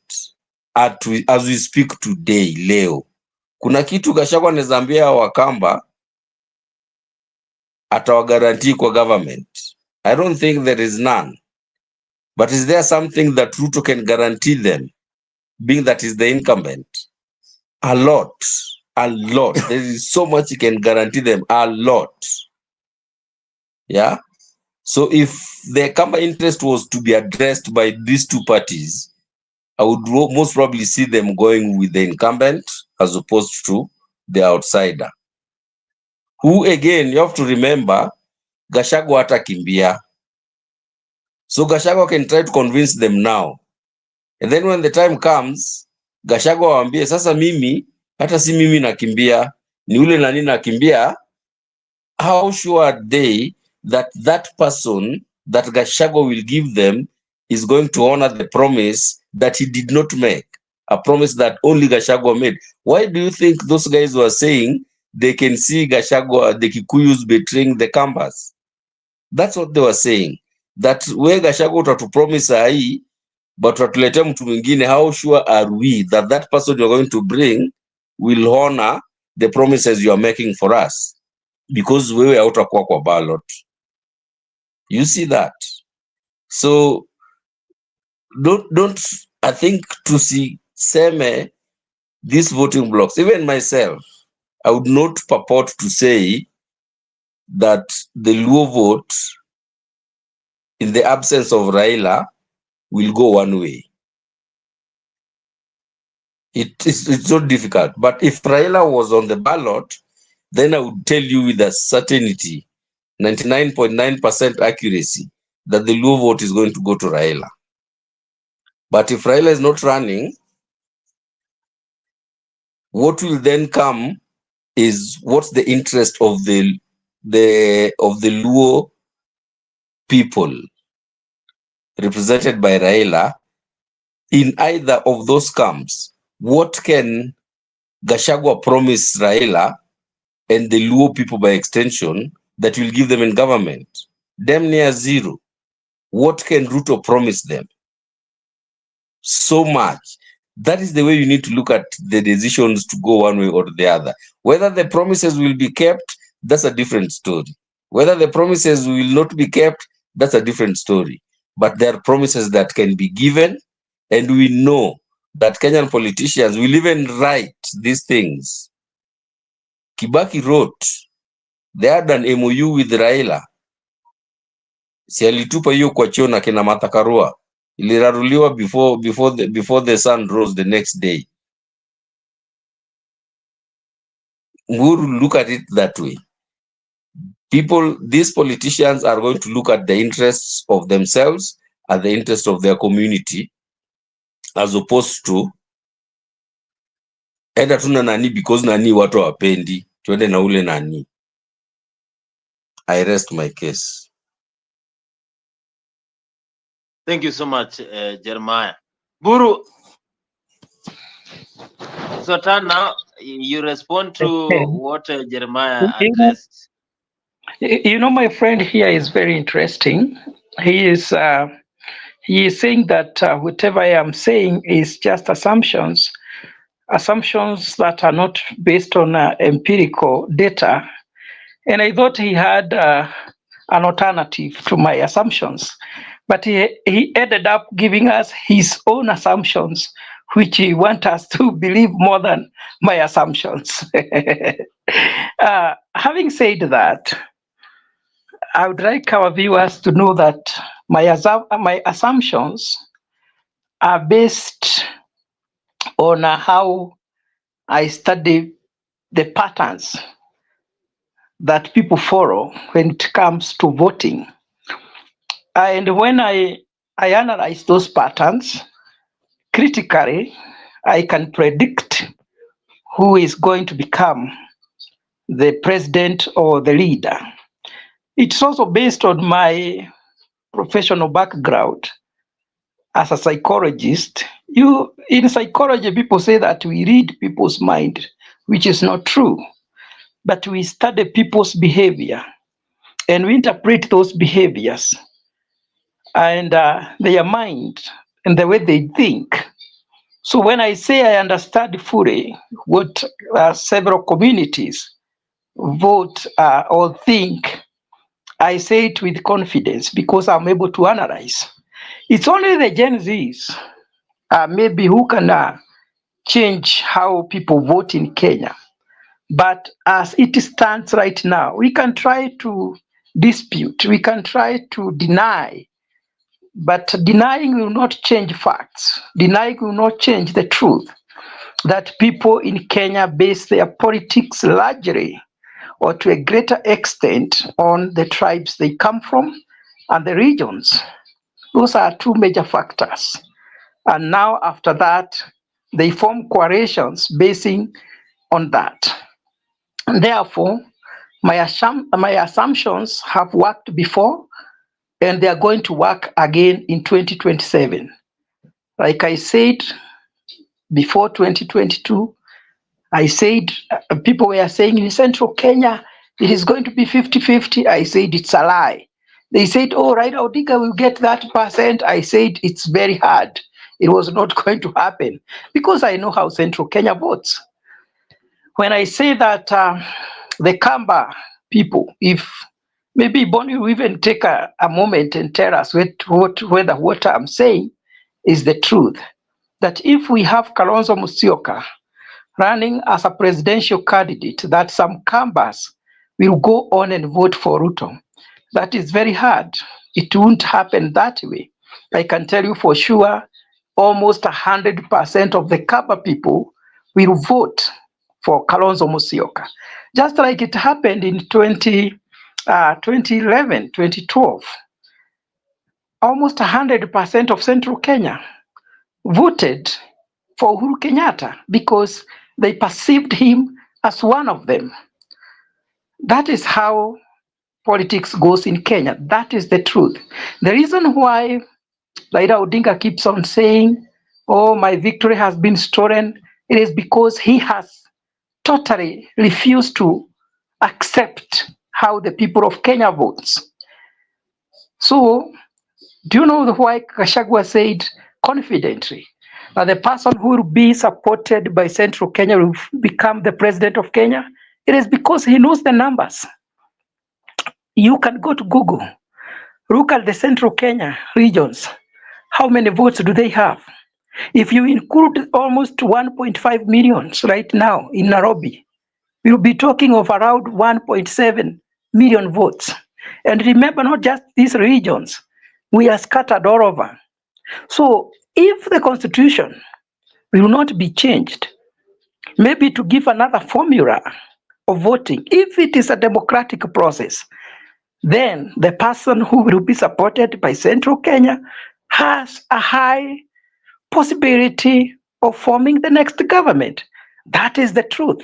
And Jeremiah, there is this nonsense of 41 against 1, which was tried in 2020, in 2007. That is an old way of doing things. It was attempted, it failed terribly. And I know no politician who is serious can even dare or think about that. When that was attempted, there were crashes in Kenya. And even the crashes did not remove Kibaki from power. And when the things were very tough, when Raila Odinga tried to bring down the government of Mwai Kibaki, unajua watu husema damu ni zito kuliko maji. Wakati huo, wakati wa hatari, Kalonzo Musyoka came to our rescue. And he served with Kibaki for 5 years as the vice president. Don't think that the Central Kenya has forgotten such kind of things. But I can tell you, there is no serious politician today who can attempt to use the same formula which was used by William Ruto and Raila Odinga in 2007. They will never try that. And can I tell you, Jeremiah, when people try to profile a community for no offense whatsoever, just by our offense is going to the ballot and voting the candidates who have presented themselves to be voted, that's the only offense. We don't vote because we hate anybody. We vote because we want that person, or we see that person is the perfect person for that time. So nobody can say that we are bad people or we feel Kenya is as if it's ours simply because we have the numbers. It is a matter of how do we work with these people instead of trying to profile them, instead of trying to fight them. And many people think that in 2007, the people who suffered most were Kikuyus. I can tell you, Jeremiah, without fear of contradiction, it's a lie. It's a lie. I was still very active. I even visited people in their refugee camps. But I can tell you, no politician who understands what happened in 2007 would try to segregate Central Kenya and say, sasa tutawapiga nchi mzima against one. That will not work. Is outdated. And I think we are in a new chapter where communities have learned to work together and to form coalitions for the betterment of the country. Thank you, Bonnie. Thank you so much. Thank you so much, Buru. Jeremiah, something that you heard that you want to respond from Buru? No, I agree with Mura about the 142 one. You Elisha Peter. I was just using it to sort of try to make reference to what he said, previously. But with that said, I think it's about time for me to make my final submission in Ilale. I have an early morning tomorrow. And like I always say, let's have some action that can help us change this country and move it forward. This president and this administration as it is does not mean well. And, it's not making the future look very bright, for us as a country. If anything can be done, let it be done. But what I stand by is that my community, they did not send me, but I know their mindset. Punda amechoka. We are like, let somebody else also fight this fight. Tumeshapigana enough. Let somebody else. So if there's somebody else who can step up and fight, all blessings unto them. But we are not going to fight to try and fix this. Probably we'll try to fix after 2032, but for now we are okay. Asanteni sana, good night. Asante sana, Jeremiah, for coming through into our shows here in Africa 24. Now, someone is saying that, of course, they're reading the comments here before we come to the end of the show. We have a Awesome in the comment section saying that Buru, it may sound outdated, but that is a fact. History will repeat itself. But 2 against 1 is where we are headed to. Someone also is saying that the central region cannot make president on their own by voting. They need to be supported by the mood of the country. But the mood of the country is not for central presidents. It's either Nyanza or Western. Mood of the country. Here, Awasam is talking about the mood, the political wave. It's either Nyanza or Western. Buru. It's good for people to have their own opinion. If you have your own mood, don't think that everybody is sharing your mood with them. You might be feeling something in your mind passionately, and you think everybody feels like you.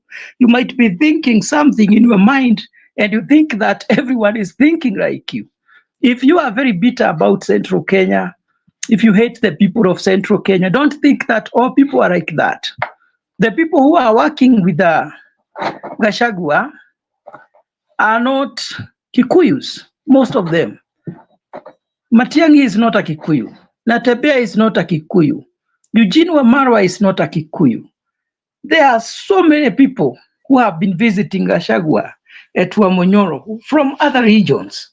So if you feel that they want 41 against 1, you are not a representative of the 41 or the 42 other tribes against Kikuyus.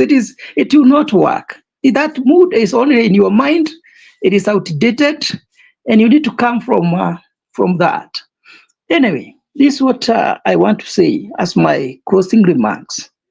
We have a very beautiful country, and apart from the dirty politics that we always experience, Kenyans love each other. They do business with one another. It has remained united against poverty, united against bad governance, united against those vices that bring our country down. And it doesn't matter who becomes the president. What we need is accountability. What we need is fair distribution of resources. What we need is to get jobs for those who don't have jobs. Many people are employed in Kenya, unemployed in Kenya. And I thought William Ruto was going to be a game changer, but he has come out as one of the most pathetic leaders of our nation. And therefore, that's why passionately I'm saying, I think we made a mistake and we voted in a very selfish gentleman. And we need to rethink and rectify. As we say, that making a mistake is not wrong. What is wrong is to repeat the same mistake. We have learned that we voted a very selfish person who thinks more of himself more than the country, someone who still holds those dictatorial elements. I think because he worked with the former president Moi closely, he feels that his word should become a decree, that if you don't follow what he says, you even deserve to die. You can even disappear.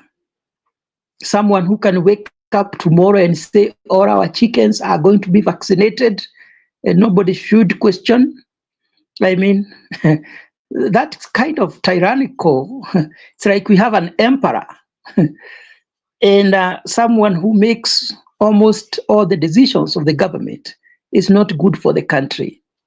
Someone who is being feared by people, that people are afraid not to talk openly because they don't know what will happen to them. That person cannot be good for the country. It's the high time for him to change his style of leadership. And I want to tell Kenyans, we have suffered. We have seen where this gentleman is taking the country. We can liberate ourselves in 2027. We'll have that chance.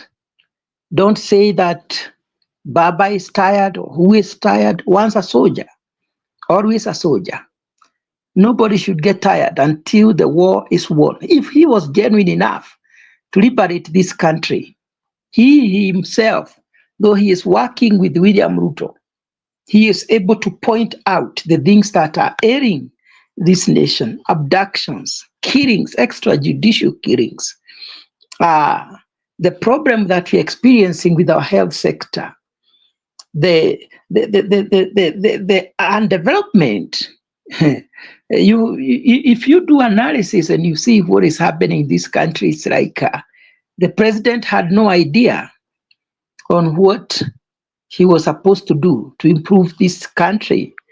The uncontrolled kind of borrowing and usage of public funds, resources, all those things together, I can tell you, they make us feel disgusted. Right now, even the international community has started to doubt the ability of our president, basing on how he is interfering with the sovereignty of other countries, with the politics of other countries. I hear in Congo he has interest with gold there, more than protecting the lives and the well-being of the people of Congo. When he goes to Sudan, the same, he is putting his interest ahead of people's lives. I think that's not the right person that we are supposed to have. Let us in 2027 exercise our democratic right by voting him out so that we can have someone who is mindful of the well-being of the country more than himself. Thank you so much, Bonnie. Thank you so much, Jeremiah. And Mr. Mzarendo, I can see you have joined. God bless you and God do Kenya good. Asante sana Jeremiah, asante sana Jemburu, of course. Mzalendo you coming wakati tunamaliza show. Tusalimie kwanza tu, Jeremiah ameng'atuka, Jem pia anang'atuka. No, nice to see you. Nice to see Jeremy. And nice to see you guys. Ni saizi tu ndio natoka kwa ofisi, hata nimebeba bag yangu because you guys finished the show very early. Mnamalizaga show mapema sana when I'm just about. Sasa saizi ndio naingia home. Sasa Mzalendo, unajua Kenya ni saa ngapi? Ni saa 6. Kwani mnalala kama kuku? Kenya ni saa 7. Ni saa 6 peke yake, bado ushalala? Kenya ni saa 7:15. Saa 7:15. Ai, huku ni saa 11. Saa 11:15. So haya, niambie bwana, siasa namna gani huku? Leo tu ndio tumeona Zelensky, the Ukrainian president, akifurushwa huko White House. So amekataa deal ya Trump. Huyo jamaa wako Trump anadhani ati ako na nguvu kubwa sana dunia mzima. No, napenda vile kulienda sana because huyu jamaa ni bully bwana. Huyu jamaa amekuja kwako kakataa. Unajua kuna kitu mbaya kama mtu yuko kwa vita alafu unamwambia nakuja kuchukua kila kitu, gold, kila kitu ile uko nayo, tukikupatia support ya hii vita, lakini wewe pia utupatie rasilimali yako ile mko nayo kama nchi. So ni kama naweza sema ni kama kumjekejeli tu, ni kumdharau, unajua. So haya yamefanyika huku Marekani, but siasa za Kenya naona pia zimepamba moto kabisa. What is happening? Naona Azimio walikuwa na inaitwaje, ODM wana celebrate 20 years. But what I can say, Mburu, and to many Kenyans who are watching, is that this game has gone on for way too long. It is time. Let me tell you, Kenyans out there, it is time for us to eat. Ni wakati wetu tukule, hata sisi pia tukule. Unaona? Hiyo tukikuwa na hiyo kauli, ni wakati wetu wa kukula, then tutakuwa na kauli mzuri sana. Because hao watu wanakula na sisi tunawaangalia. So sisi pia tuseme ni wakati wetu wa kukula chakula ile wataki sisi tukule. Waona? So wakikula tunawaangalia, tunameza mate. Na wakikula wanajiita pamoja marafiki na familia. Na Wakenya wengine wanakaa huko nje kwa hiyo meza. So ile kitu iko ni hii group wamekula sana. Sasa hii group waondoke, group ingine ingie wakule nchi. Kwa sababu Kenya ni kukulwa tu, hakuna kitu ingine. Watu wanakula tu. Kama hiyo ndio siasa watu wataelewa, basi waielewe namna hiyo. Sasa ni wakati wa watu wengine, group ingine ikishikwa na kina Mzalendo, kina Mburu, kina Boni, wacha tuingie kwa hiyo meza pia sisi tukue mabilionea kama Ichungwa. Kwa sababu kuingia kwa siasa ya Kenya ni kupora nchi na kukula na kukua tajiri. So hiyo ndio maana wanadanganya wale maskini. Ukiona nchi ambayo kiwanja inajaa wakati wa weekday kiwanja inajaa, kiwanja imejaa maskini, wanaambiwa ati tutafanya hivi na hivi, tutafanya na hivi na hivi. Hiyo uchumi wa nchi inaenda chini. Wakati wanasiasa wanapanga hizi marali, tafadhali wazipange weekendi. Lakini weekday inamaanisha ya kuwa nchi imezorota. Hali ya uchumi ni mbaya sana. Lazima wananchi wakuwe mobilized na pesa, waende pale kwa kiwanja wapewe kitu kidogo, kwa sababu hawana kazi ya kufanya. Ukiona umejaza kiwanja na wewe ni mwanasiasa, ujue kuna shida mahali. Watu hawana kazi. Vijana wamejaa kwa kiwanja, hawana kazi. Wakimaliziwa wanapatiwa kitu kidogo, wanaenda wanasema ati 10 bila break, sijui nini bila sijui what. That kind of nonsense that is going on in our Kenya politics. But look, when are people like Kina Raila, people like Kina Gachagua, people like anybody who is in politics talking about talking about the economy, talking about our needs, jobs. We are going to create. We have these jobs already. Yeah. Last month alone, I created over 1 million jobs or 500,000 jobs for our youth. Those are the things. Those are the conversations that we need to be having. These conversations that politicians gather people ati wanawambia 2027 mimi niko kwa debe ama sijui nini, lakini hakuna kitu ile ya maana wanapea kwa wananchi wa kawaida. So we need to be realistic. These politicians are playing us like the guitar. Anachagua ile string ile anataka kucheza, anacheza na sisi tunakatika na tumbo ziko wazi, na hao at the end of the day wamekaa kwa meza ile imejaa billions. MP akiingia hivi akimaliza tamu yake unasikia ni bilionea. Haya, mwingine minister akiingia hivi akimaliza tamu yake unasikia ameongeza bilioni kadhaa kwa akaunti yake. Hii ni upuzi, and the poor need to rise up. We need to rise up. We need to create that war between the poor and the rich. Otherwise hii nchi itakuwa imeisha. Itakuwa imeisha. Nchi ni ya nchi ya watu wanasiasa. Mburu hapa anaacha kazi yake, anataka kuingia kwa siasa. Kwa nini anataka kuingia kwa siasa? Kwa sababu anajua kuna ngafu CDF, anaenda kupora kabisa. Unaona? Anaenda kupora kabisa. Mwingine hivyo hivyo wanafikiria. Ni saa ngapi wanafikiria wananchi wa kawaida? Ni saa ngapi wanafikiria wananchi wa kawaida? Ni saa ngapi wanafikiria shule hazina maji? Shule za msingi hazina maji kabisa, hata hazina maji. ECD classes zetu zote huko bali Raila alikuwa na rally pale. Ukienda kwa hiyo shule iko hapo karibu, haina kitu. They don't even have electricity. And here we talk about politics each and every other day.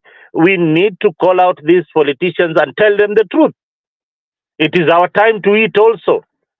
Siasa tu ni sasa ni wakati wetu wa kukula, au wamekula ya kutosha. Raila tangu tumsikie amekula mara ngapi? Amekuwa kwa serikali zote na watu wake. Hebu niambie ni nani ameingia ule mgeni kwa hizo serikali zote? Haya, niangalia kwa pande ya Ruto, niambie nani mgeni? Kina Murkomen wamekuwa wakikula tangu hizo siku. Watu wengine waliingia, wale wapya wamesiba, wamelewa, ni wale wajui kitu ile wanafanya na hiyo siasa. Lakini watu wengi wale wameingia kwa hii siasa ni wezi na watapeli. Ni wezi na watapeli. Wanataka kutudanganya. Uliona interview ya Ichungwa, anaulizwa kama serikali imeua mtu wote ama imefanya nini, anajifanya yeye ajui, anajifanya ati attorney general wake pengine alikuwa na shida zake. Hii ni ujinga gani? Yani these people they take us for fools. Yani when you watch that interview is when you know that you are in a country where kuna watu wajinga kabisa, wanadeal na watu wajinga, and na hao watu wajinga they will always vote for them. Yeah, a young man tells you that mimi hapa Kenya tangu nizaliwe mimi sijapayana ongo. Chungu anasema hajai peana ongo, na hajui kwa nini polisi wanachukua ongo, na hana solution ya polisi kuchukua. Hana solution yoyote, hana solution. Anajua hizi vitu zinafanyika, na kama inafanyika ni ule mtu anapeana ongo ndiye ana shida. I mean, we have a society problem. We need to find a solution to the problems in our society. We can't go on like this. Haya, unaona watu wanauawa, alafu watu wale wanaua watu wanaenda kwa kanisa, na pasta anawahubiria tu, anawahubiria. Baada waambie tafadhali nyinyi mko kwa hii serikali mliua watoto juzi mmeua watoto, kujeni kwanza hapa mbele mutubu dhambi zenyu. Mutubu dhambi zenyu kabisa, ndio tuanze kuelewana, kwa sababu hii ni kanisa ya Bwana na hapa tunasemanga ukweli. Hiyo tukianza kuongea hivyo tutasaidia nchi. Lakini tukianza kubembelezana ati unafuta Kachagwa, unasema Kachagwa ni mkabila, lakini ilhali siasa zote za Kenya Ruto anasapotiwa na Wakale, Raila anasapotiwa na watu gani? Kabila yake Wajaluo. Hivyo Kalonzo anasapotiwa na Wakamba wake wako huko na yeye. So hatuna siasa zile za kuleta maendeleo za kimsingi ile inazosaidia taifa. So lazima tuangalie ni nini, ni kiongozi yupi yule atasaidia nchi. Na mimi mimi niko na hii suggestion Bwana Mburu. Hii kazi ya president, na kwa sababu hiyo ndio kazi inatafutwa sana na kila mtu, wafanye advertisement, PricewaterhouseCoopers wafanye shortlisting ya the candidate who is good for the people of Kenya. Wale wako kwa serikali, candidate ule atakuwa amechaguliwa na shirika ambayo itakuwa ya wazi na ya haki, ndio Wakenya wapate justice. Tumekaa hivi kwa every year tunamaliza siasa, tunaingia kwa mkondo mwingine wa siasa. So ule atachaguliwa apambane na Ruto akishinda, basi tutampatia mamlaka kamili kama rais wa Kenya, kwa sababu atakuwa ameshinda kwa uchaguzi ile ya haki na ukweli ya. Lakini tukiendelea hivi tunachezewa mziki na tunakatika ati baba akienda pande hii anatuchezea ngoma yake, Ruto akirudi pande hii anatuchezea ngoma yake, Gachagua pia akirudi pande hii anatuchezea ngoma yake. Haya, hao watu siku moja watasikizana, hao wote, Gachagua, Ruto, Raila, nani, Kalonzo, nini, wakae kwa meza moja, wagawe hiyo keki. Hautasikia hata mtu mmoja anaongea, wewe utajiuliza, wewe uko wapi kama mwana Kenya? Wewe uko wapi? Hao watu wote wakiweza kusikizana, hii broad based government, Kalonzo aingia kwa serikali, Gachagua pia aingia kwa serikali, then what happens to the rest of us? Haya, tumekuwa tukisema nchi iko na country iko na ufisadi. Hao watu wote watasema hakuna ufisadi mahali, ninyi wote mnadanganywa, hakuna ufisadi. Nchi inaendelea vizuri kwa sababu mfuko yao inazidi kufura, familia yao inazidi kupata kazi, marafiki zao wanazidi kupata tenda. So sisi wa Kenya we are alone. Somebody should carry this war, and I believe somebody wrote there, I believe that Babu Owino can carry the war. Leta hii vita, hata kama tutaanza na opposition, but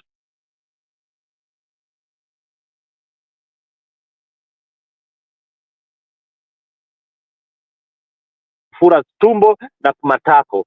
Kwa hivyo tuangalie ni nini tunaweza fanya. Tafadhali, asante bana. Asante sana mzalendo bwana. Kumbe mzalendo alikuwa na mwaya maneno hapa hivi. Tumemkosa sana mzalendo, tumemkosa sana kwa show wiki mzima. Tumekuwa tukikutafuta hapa, na Jeremiah kwanza alikuwa na maneno mengi. Nafikiri leo wale wanafuatilia show kutoka East Africa, bado leo ni siku ya Jumamosi, mzalendo wako bado Ijumaa. Nafikiri pia utatokea kwa show leo tuchambue na Jeremiah, maana amekuulizia sana. Pia Buru hapa ni vile tu amechoka, alikuwa anakutafuta sana. Otherwise, we say thank you so much. In the comment section on WhatsApp, you are a good man, you will go to heaven. And also anyone else who has been engaging this conversation since we started. And now as we come to the end, of course, Buru gave his closing remarks. Jeremiah, thank you so much for always giving yourself time to come to Africa 24. To Mzalendo, we wish you a safe flight back home. Make sure you keep safe, sanitize, Corona is back. East Africa, I want to say thank you so much. Of course, it's on a Saturday here. We meet here as we discuss more about politics, but still we have not exhausted these topics of Fridays. We have very many topics. We shall still come back here when we are full house. Remember to subscribe to Africa 24. Boni, wacha nijibu Inspire Women. Unajua in 2022 wacha nikwambia ukweli, tuli campaignia Ruto, and the reason why we campaigned for Ruto is because tulikuwa tunaangalia this guy with his rhetorics, what he is saying is going to implement exactly what he's saying. When Ruto talked about Mama Mboga, it meant that wenyewe huyu Mama Mboga atakuwa kwa meza. And when they failed, when he failed to bring these people on board, when you didn't see new faces in his cabinet, we saw the old faces that used to be there. Then I knew that there's something wrong. When he promised that people are not going to be killed like his predecessor, and he did the same in his government. That is why we say, okay, now for me, I have a cautious. I have cautious, and I follow what I believe in. Even if I am the only one flying, I alone like an eagle, then let it be. But if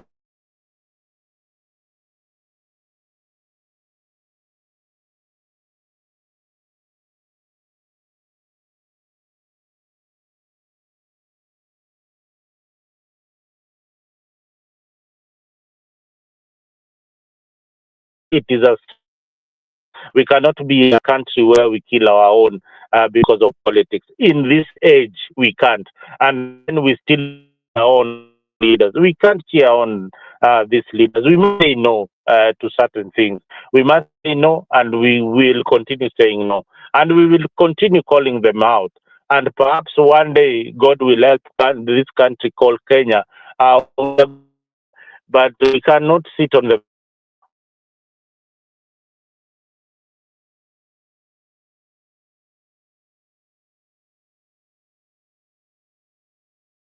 Mzalendo amepotea. Hii network yake, but anyway, asante sana mzalendo.